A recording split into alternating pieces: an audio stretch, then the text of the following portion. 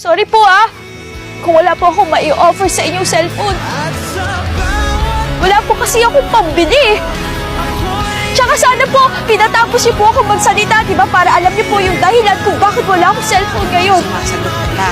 Nag-i-explain lang naman po ako Miss Sylvia, pasensya na po kung lagi po ako nanghihingi ng tulong sa inyo. Pero wala na po kasi ako mahinga ng tulong Buti nga po kayo, cellphone na po yung pinoproblema niyo. Ako po, pinoproblema ko po kung paano ko makakasama yung mamay ko, kung paano ko po siya makakausap.